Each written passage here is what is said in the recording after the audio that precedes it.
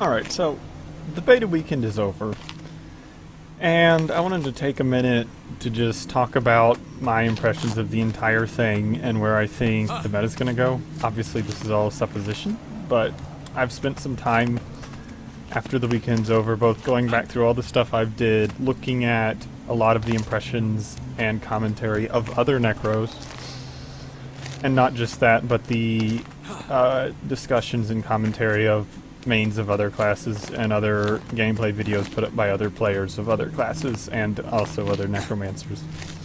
And I just wanted to kind of provide my thoughts on everything.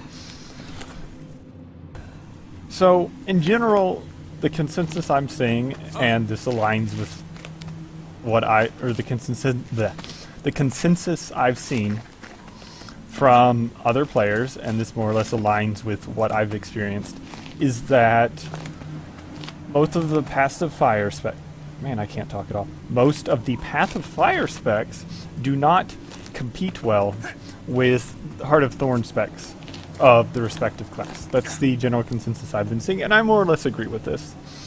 I know NGs are very excited for Hollowsmith, and honestly, while I never touched Hollowsmith, it was very interesting to fight against. It wasn't crazy, it had counterplay, it had tells, it did have a lot of damage, and honestly, it looked fun, and it felt interesting to fight against. So I'm honestly perfectly okay with Hollowsmith coming into the meta. In fact, I kind of welcome Hollowsmith coming into the meta, because it is just an interesting class to fight against. Moving on, Renegade, I didn't get to fight many of those. I think I saw like 4 of them the entire weekend, and that kind of makes me sad. The general consensus I've seen from other players is that it's trash. And I can certainly agree with that, looking at its capabilities on paper. It is very big on shotgun effects and these summon things, which aren't mechanics that generally do well in PvP. So I can definitely understand where it would be struggling. I'm a little disappointed that people just straight up dismissed it and didn't bother even playing with it, because again, you really need to play with something a lot before you can just dismiss it. I will point out that when Heart of Thorns launched, everyone dismissed Chronomancer as trash, and then all of a sudden, about a month later, Chronobunker came out and completely took over the entire meta. So, just dismissing thing offhandedly is terrible. Is probably stupid. That doesn't mean Renegade's actually some diamond in the rough that's just going to surprise everyone and break the entire game with its OP-ness, but dismissing things offhandedly was definitely something that was sad to see, particularly since this is a beta weekend and people should be testing everything, not just focusing on the flashy classes, which this weekend seem to be Scourge, Hollowsmith, and Deadeye were the ones I saw the most of, with a dash of Spellbreakers. Moving on, Firebrand. I didn't see too many of these. They can do some crazy burn stacks. Obviously, I put up that video where me and Javerse took advantage of one of their F skills to stack 25 stacks of burn on a target more or less instantly. Obviously, those 2 people coordinating, and I will point out that combo is not realistic in a combat situation. We tried to make it work. It just doesn't happen much. It's not something you're going to actually have happen to you in queue, but it's still a very nasty burn spec. It's very glass compared to DH, in my impression, and I've seen other actual Guardian mains echo that sentiment. I didn't really see one get used as a support. I did see one bunking in one of the videos. One was being used as a bunker against the Hollowsmith, and that player did manage to hold off the Hollowsmith the entire time, so it certainly has potential, maybe. Something to be played with. I don't know if it'll be meta just for ranked and stuff over Hollowsmith. Or, sorry, not over Hollowsmith, over Meta Trapper.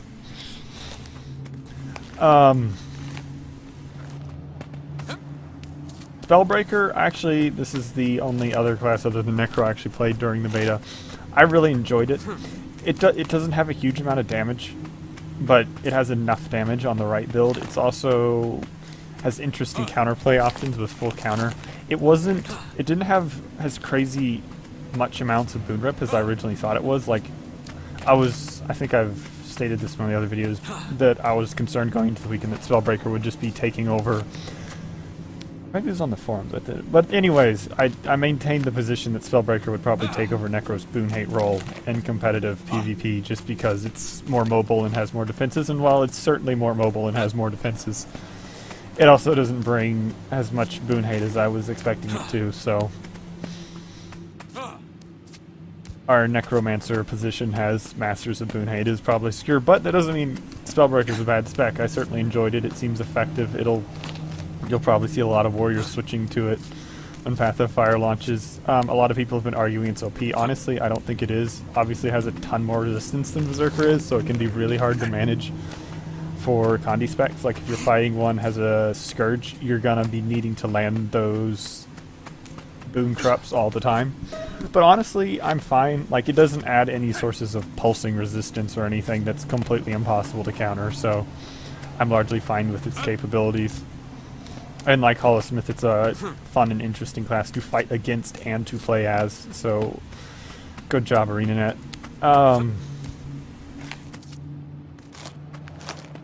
Soul Beast, I saw a lot of these were kind of all over the place. I saw some perma-root builds. They have more root options now, so even with the death, even though they can't take Agent Seeds, they can still troll you to death with MOB spam. I also saw a lot of really heavy bunker soul beasts. There's obviously the rather meme burst build where you just one-shot people with a gazelle and or crazy maul crits.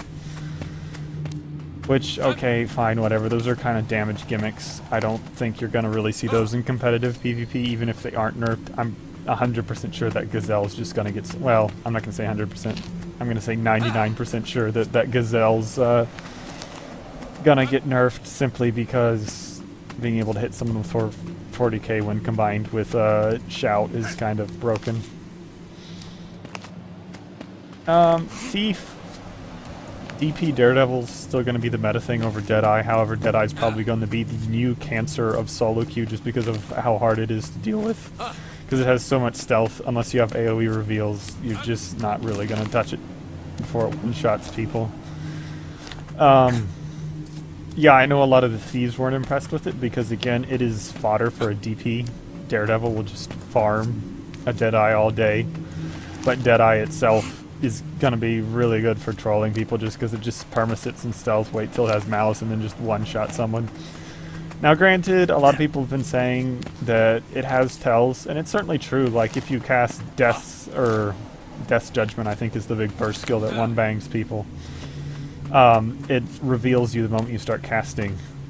But even then, it's not a huge cast, and they can obviously just use stealth to get behind the person to where they're not on the person's screen, which kind of makes it hard to counter, and I'll put up a video of how that can be done, because I kind of got shreked a few times on my Spellbreaker by one of those. I'm going to assume they're going to bug fix the fact that you can't reflect Deadeye projectiles unless you would say ground placeable reflect. I'm assuming they're going to fix that. I will point out that even with reflects aren't as exciting against Deadeye as you would think, because the damage on Deadeye skills aren't actually that high. Like, the base damage isn't that much. Like, Death's Judgment, which is the one-shot skill, it has a base damage of 600. That's less than the base damage. Well, it's not less than. It's about the same as the base damage on a Greatsword auto. So, yeah, that's not a lot of damage, but what's crazy is they have all these damage multipliers. Like, I think it's 15% damage increase per stack of Malice, plus Might, plus the damage bonuses in the actual Deadeye tree. And, of course, Deadeye itself can actually stack Might pretty well, so once you get all that considered, it does hit very hard. And the thing about reflects in this game is when you reflect attack, it doesn't send the attack back. What it basically does is it negates the initial attack, and then the person that reflects the attack is basically recasting the skill back at the person that fired it.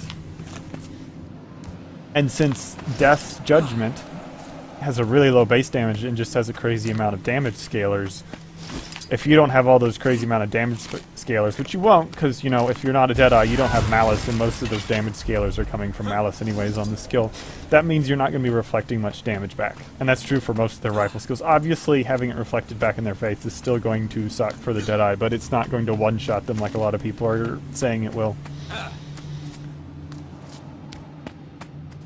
And it's just cancer. I honestly wish they never put Deadeye in the game. When I heard they were doing Rifle for Thief, I was hoping it was going to be a Condi build, because, you know, a Condi rifle could be something interesting, because, you know, Condis, they're not instant damage, it's a build-up thing. So, like, a kitey single-target Condi application spec might be interesting with interesting counterplay, but no, this whole one-shot thing, no, I'm sorry. They're going to spend probably the next 2 years just attempting to make this build interesting without being cancer. It's probably just going to end up getting nerfed into the ground and just left abandoned until the next expansion will they'll try again. Because again, I just don't see how they're going to make this spec worth playing without it being just total and complete cancer. I already covered Holdosmith. Did I talk about Scourge? Yeah, I talked about Scourge. Ellie, I didn't see too many Weavers. It's a very complicated class. I think it's going to take a very long time for the Ellie community to figure out how to play Weaver. It plays completely different since you have to double swap if you want to access, say, your offhand skills. So they can't just, you know, swap into Earth and instantly get Obsidian Flesh. So it's a lot less reactive defensively because they have to swap twice and those swaps have a 4-second cooldown because of the way their dual attunement works. A lot of people have used this to say spec's trash. I don't think this is true. Towards the end of the weekend, I fought against a few Weavers that seemed to have a much better grasp than a lot of the other Weavers on how it worked. And what I noticed they were doing is they were usually using preset defensive rotations, where instead of just reacting to their target, they're just going through a fixed list of defensive rotations and only really using utility skills like Arcane Shield has their reactive defenses.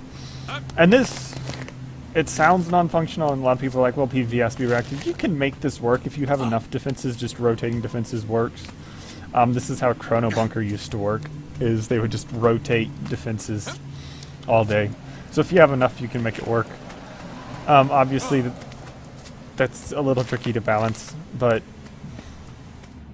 I don't see anything particularly wrong with it, and it'll be interesting to see what the LA community comes up with. Mirage, same thing. I don't know where Mirage is going in the meta because, again, it's like Weaver. I only saw a handful of them. I know Jaburst was able to figure out pretty much instantly some crazy confusion burst rotation, but again, we already have burst rotations on Chronos. A lot of the Mesmers are saying its mechanics aren't as strong as Chrono, and it's not as useful. And given from what I've heard of Chronos, or from Mesmers in June, about how insane Chrono mechanics are for fixing some of the problems that Mesmer has, I guess I could agree with that judgment.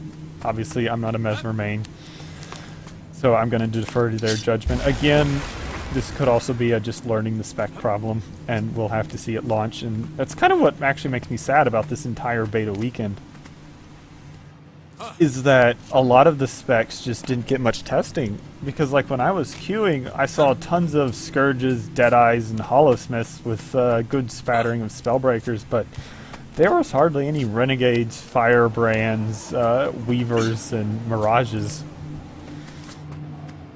And that kind of annoyed me. It seemed, this whole beta weekend seemed very one-sided in terms of what was getting tested, and that's kind of annoying.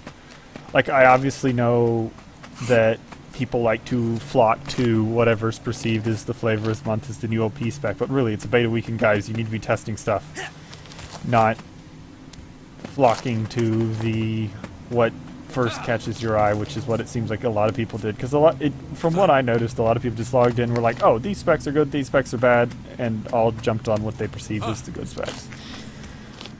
And that's just sad. I'm sorry. I know it's human nature, but it's just so sad to see that actually happen.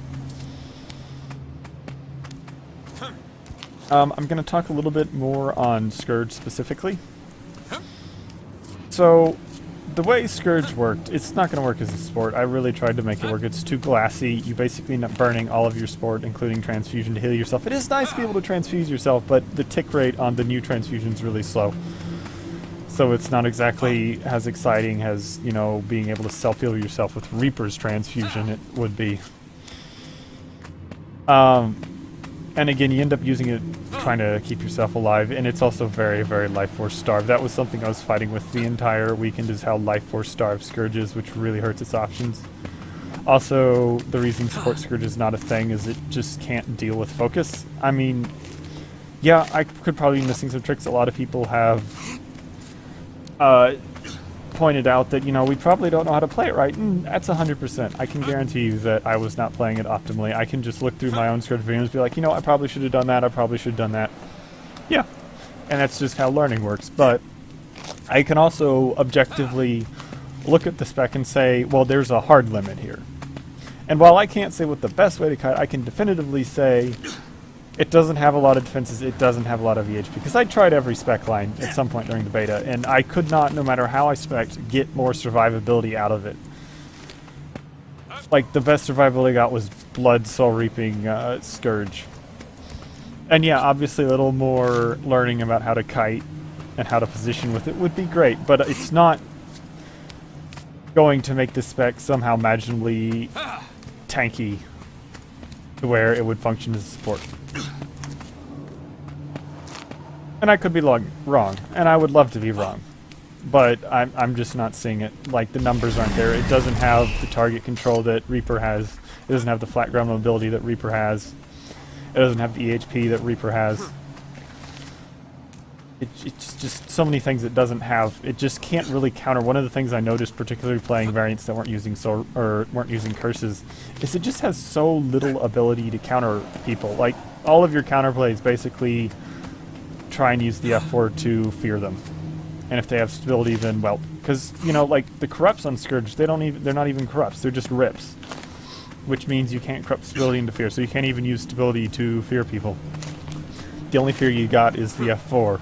And obviously you can use Path of Corruption to counter like that, and that's kind of why Curses has probably got the best counterplay on it of any of the trait lines for Scourge. But even then, that's just so little counterplay, so you end up in this awkward problem where you're just trying to burn the person down before they kill you. And that was something that was sad. I'm hoping that it'll get changed. A lot of changes will happen to it to where it becomes a viable sport, because I really, really, like I mentioned in the Blood Magic video I did some weeks ago, I would love to see a support Necro be a thing. Right now it'll still be competitive in 5s, as I've mentioned. Its duos extremely well with the Tempest, to the point of being so phrase-throwly it's not even funny. It's basically, if I were to describe the spec in one sentence, I would say Scourge is the old Procmancer taken to the extreme. Because basically what Scourge does is it provides massive Condi bombs every 10 to 20 seconds, and that's basically all it does. And you know what? It's really good at that, and that's why it'll probably get used in 5s, but beyond that, it's not something you'll see in Stellar Q. It doesn't have the counterplay. The Tunnel the Scourge first is going to be just the strat to use in Pugs, and it's not really anything you can do about it, because again, it doesn't have counterplay options. That's something disappointed. I really don't want to see Scourge become just another, oh, you need to do it with a Tempest. But if you do it with a Tempest, you're godly, but if you don't, you can't do much. I don't want to see that. We already had enough of that during Hot. I don't want to see more of it. I was also a little disappointed with how punishment skills work, because every single punishment skill rips a boon on it. And this makes me really, really sad, because none of these skills, except maybe Serpent Siphon, are skills you would actually use to rip a boon, because they only rip one boon. Like, you can't target a specific boon with that. And more importantly, most of these skills have more important specs, or more important uses than ripping boon to even be using them for boon rips. Like the teleport, you're never going to use the teleport to boon rip someone, but it still has a boon rip. Why? It's basically as if the devs were like, we've got these punishment skills. We feel like these punishment skills have useful things, but we don't think these punishment skills have enough stuff, so we're just going to add boon corrupts on all of them, because it's a necromancer and that's just what you do. You add boon corrupts to everything. or boon rips. I need to say boon rips now because again, they're not corrupts. And it just makes me so sad. It's just a total lack of imagination. It's like the way devs balance Necro is if it's doing poorly, we'll just add more boon rip. Just please, no. Like, yeah, Serpent Siphon would be interesting as a boon rip.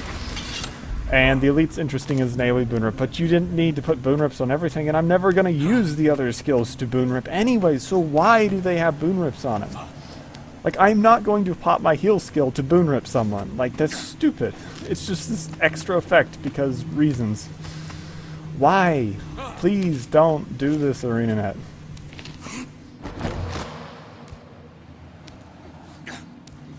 On the subject of Reaper will be really strong, I think, or, well, I won't say really strong, it'll be stronger in Path of Fire because it does well against most of the Path of Fire specs. Obviously, it still suffers against Deadeye and Daredevil, and Holosmith is really hard. But it does well against most of the other Path of Fire specs, so it'll be pretty strong. I'm also interested to see how Griever interacts with Reaper, because Griever is a new set bonus, or not a new set bonus, a new stat combination that was confirmed to be getting that gives you a main and power condition damage with a minor in precision and ferocity. It's basically Destroyer, but with precision and condi damage flipped.